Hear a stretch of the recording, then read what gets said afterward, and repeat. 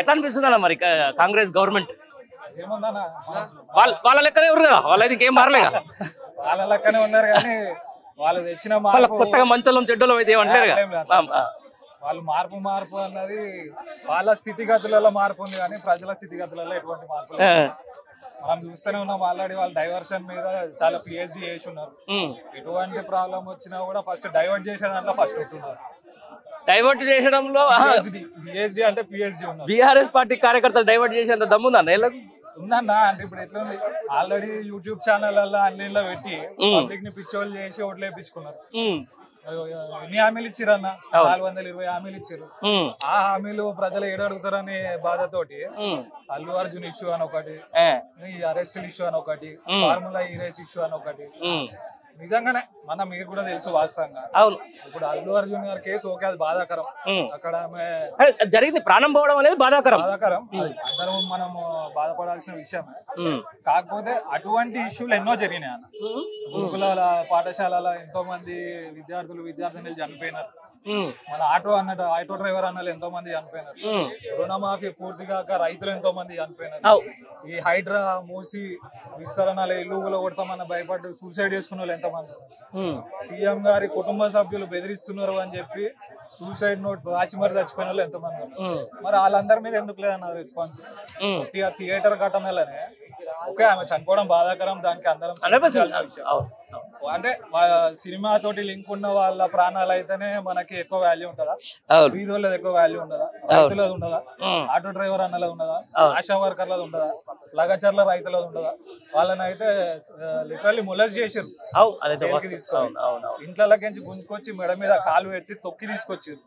మరి అట్లాంటప్పుడు వాటన్నిటి మీద కూడా అంతే రియాక్ట్ అవ్వాలి కదా. అదే అన్న, ఇప్పుడు గతంలో ఉన్న ఇదే బీఆర్ఎస్ పార్టీకి ఆహా ఓహాన్ పొగిడి పదవులు అనుభవించిన కడియం శ్రీహర్ లాంటి వాళ్ళు నిన్న ఆయన మాట్లాడిన విధానం అయితే చాలా మంది అంటే ఆక్షేపిస్తున్నారు. అంటే నీకు అసలు ఫేడ్ అవుట్ అయిన వ్యక్తిని తీసుకొచ్చి ఇంత చేసినా కూడా ఇట్లా మాట్లాడతావా అని చెప్పేసి అంటున్నారు. దీన్ని ఎట్లా చూస్తారు మీరు? విన్నారా అది అసలు? యాక్చువల్లీ వీళ్ళు ఏంటి అంటే అన్న, ఒక పొలిటికల్ గా తీసుకున్నా ఎట్లా తీసుకున్నా కూడా మనిషికి ఎథిక్స్ ఇంటెగ్రిటీ అనేది ఇంపార్టెంట్. అవును. సో వాళ్ళు ఏ వాదం పట్టుకొని గెలిచిర్రు, ప్రజలు వాళ్ళు దేనికి వాళ్ళకి పట్టం కట్టిర్రు, అంటే ఏ వాదం బలంగా వినిపించారు అని వాళ్ళు మంచి చేస్తారని పబ్లిక్ వాళ్ళకి ఇచ్చారు. ఇవాళ పదవికాంక్షతోటి అదే వాదం విడిచిపెట్టి వాళ్ళు వేరే దిక్కుపోయారు.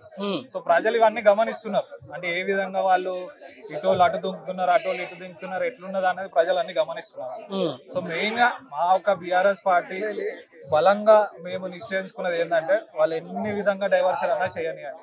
ముఖ్యంగా సోషల్ మీడియా వారియర్స్ వాళ్ళ ఆన్ దేర్ బిహాఫ్ నేను చెప్పేది ఏంటంటే అన్న, ఎటువంటి డైవర్షన్ వచ్చినా కూడా మనం ఖచ్చితంగా వాళ్ళు ఇచ్చిన 420 హామీలు అమలు చేసే విధంగానే వరకు మనం పోరాటం చేయాలి.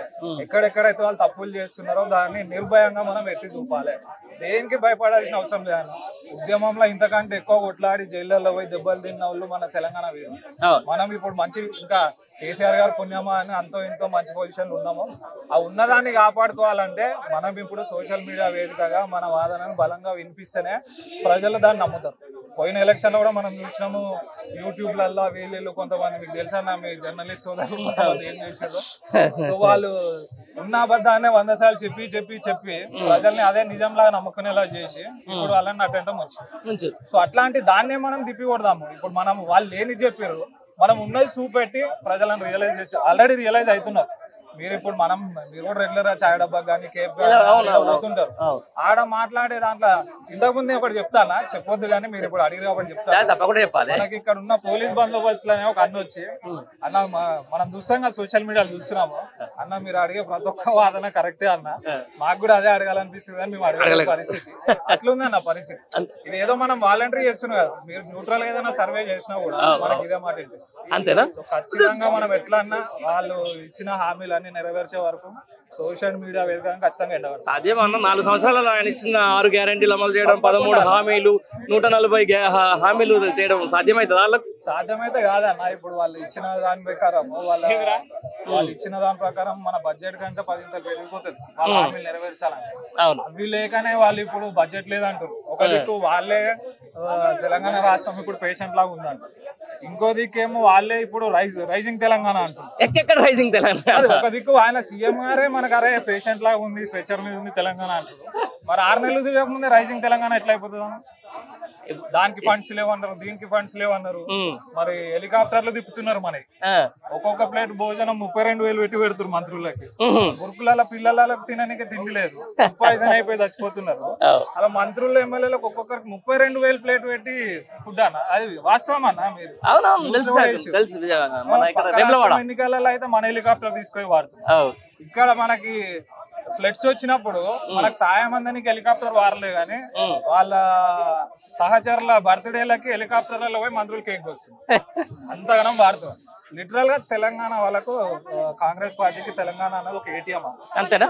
ఇక్కడ ఉన్న ఫండ్స్ వాళ్ళు వేరే ఎలక్షన్ లో వాడతారు, వేరే స్టేట్ లో వాడతారు. అక్కడ అలా యువరాజ్ ఏది చెప్తే ఇక్కడ ఇలా అంతేనా? అంటే ఏందన్నా నాకు అర్థం కాదు. తెలంగాణలో ఒక డిఫరెంట్ కల్చరు. నేషనల్ ఏమో కాంగ్రెస్ బీజేపీ కొట్లాడతాయి, ఇక్కడికి వచ్చే వరకేమో మళ్ళీ ఏమంటే ఇట్లా ఫ్రెండ్షిప్ చేసి బీఆర్ఎస్ పార్టీ లోకల్ పార్టీని లేకపోతే చిన్న పార్టీని సంపేయాలని చూస్తుంది. దీన్ని ఎట్లా చూడొచ్చు? మరి చాలా మంచి పాయింట్ అన్న, అందరిలో సబ్మర్జ్ అయి ఉన్న పాయింట్. అవును. ఇప్పుడు ఏంటంటే మొన్న ఎలక్షన్ లో కూడా మనకి ఎంపీ ఎలక్షన్ లో కూడా క్లియర్ కనబడ్డది.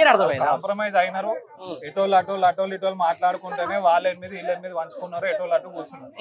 కాకపోతే ఇది ఏంటన్నా 2 బిగ్ నేషనల్ పార్టీస్. వీళ్ళకి ఏ విధంగా ఉంటది అంటే అయితే నువ్వు తిను లేకపోతే నేను తింటా. కానీ ప్రాంతీయ పార్టీలు okay, BRS is national party I agree, కానీ బట్ ప్రాంతీయవాదం ఎక్కువ ఉన్న పార్టీ. ఒక పార్టీని పుట్టుకతోటి వచ్చిన పార్టీ కాబట్టి మనకు ప్రాంతీయవాదం అనేది ఎక్కువ ఉన్న పార్టీ. పైసా పోయినా వచ్చినా మన ప్రాంతానికి రావాలని కొట్లాడే పార్టీ బీఆర్ఎస్ పార్టీ. వీళ్ళకేముంది, వాళ్ళకు వాళ్ళ హై లెవెల్ వరకు ఎవరికైతే పదవులు ఇచ్చి వాళ్ళకి సాటిస్ఫై చేసినట్టు ఉంటే చాలు. వీళ్ళు ఆడదాకా పోయి తెలంగాణ గురించి ఒక్క ముచ్చట కొట్లాడే సినిమా అంతనే లేదు. అది యువరాజే గానీ బడేబాయే గానీ వాళ్ళ దగ్గర ఎవరి దగ్గర పోయినా కూడా బెటోరే అంటే కాముజ్ బేడియా తెలియదు అంతే. బట్ మనోళ్ళు ఏంటంటే ఏది ఉన్నా కూడా తెలంగాణ గురించి గట్టిగా కొట్లాడేటోళ్ళం మనం. సో వీళ్ళు అట్లా కావద్దు, మనకు అట్లాంటిది కాదు, ఏది ఉన్నా కూడా మన చేయి నుంచి అయితే పవర్ దాటొద్దు అన్న ఉద్దేశంతో వీళ్ళు రెండు కలిసి మనం కానిస్తారు. ఇప్పుడు చూస్తున్నాం కదా, మరి గత 10 ఏళ్లలో మనము బీఆర్ఎస్ ప్రభుత్వం ఉన్నప్పుడు ఏడాడన్నా చూసిరా అంటే ప్రతిపక్ష నాయకులు వచ్చి అరే మాది ప్రాబ్లం ఉంది చేద్దామని మంచిగా మాట్లాడిన దాఖలాలు ఉన్నాయన్న. ఎప్పుడు చూసి బట్టగాల్చి మీదేశుడు మన్నెత్తి ఓసుడే తప్ప ఒక సిస్టమాటిక్ వేలా కన్స్ట్రక్టివ్ వేలా ఇట్లా కలిసి చేద్దామని రాలేదు. ఇప్పుడు చూస్తే వాళ్ళు చేలు కలుపుకొని తిరుగుతున్నారు, పక్క పక్కన కూర్చుంటున్నారు.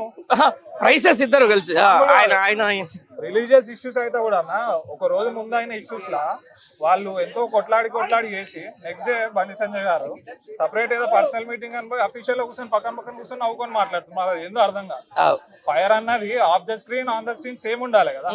నిజంగానే రిలీజియస్ గా అంత బిలీఫ్ ఉంటే ఆ గుడిల మీద అంత అటాక్ అయినప్పుడు నువ్వు నెక్స్ట్ డే సీఎం గారిని కలిసినప్పుడు నీ వాదన ఎట్లా ఉండాలన్నా? అవును. మరి అది పక్కన పెట్టేసి మనకు అందరికి తెలిసిందే, అది స్టేజ్ ముందు వాళ్ళు అది ఇది అనుకుంటారు కానీ వెనకాల పోతే అలాగే అంతే. Final end of the day అన్న, ఇంకా 4 ఏళ్ళే తప్పదు ప్రజాస్వామ్యం వచ్చింది కాబట్టి ఎట్లా ఉండబోతుంది మరి BRS party social media warriors? Social media actually present social media మీద చాలా రెస్పాన్సిబిలిటీ ఉంది. ఇన్ఫాక్ట్ మనం ఏమనుకున్నామంటే వాస్తవంగా యాజ్ ఏ బీఆర్ఎస్ పార్టీ కార్యకర్త నేనేమనుకున్నా అంటే మనం చేసిన పథకాలు ఏవైతున్నాయో, చేసిన సంక్షేమాలు ఏవైతున్నాయో అవి ఎక్కువ పబ్లిక్ లో తీసుకోయే దాని మీద బీఆర్ఎస్ పార్టీ ఫోకస్ చేయలేదు. ఎందుకు అంటే అరే మనకి గ్రౌండ్ లో రీచ్ ఉంది ఆల్రెడీ, ప్రతి ఇంటికి ప్రతి కుటుంబానికి మన పథకం పోయింది. సో వాళ్ళు స్వతహాగా చేసేస్తారులే, వాళ్ళంటే ఏదో చెప్పుకుంటారు 100 మన గురించి అట్లా చెప్తారు కానీ బట్ ప్రజలకు తెలుసు అని మన నమ్మకంతో పోయినాము. కాకపోతే వీళ్ళు కొన్ని యూట్యూబ్ ఛానల్స్, కొన్ని ఫేక్ ఛానల్స్ పెట్టుకొని పబ్లిక్ ని బ్రెయిన్ వాష్ చేసేసి తప్పు పట్టినారు. సో ఈ 4 ఏళ్ళు మనము దాన్ని మళ్ళీ క్లియర్ చేయాల్సిన అవసరం చాలా ఉంది. సో మనకి లేనిది చూపెట్టాల్సిన అవసరం లేదు, వాళ్ళు చేస్తున్న తప్పిదాలే పబ్లిక్ చేరవేస్తే చాలు.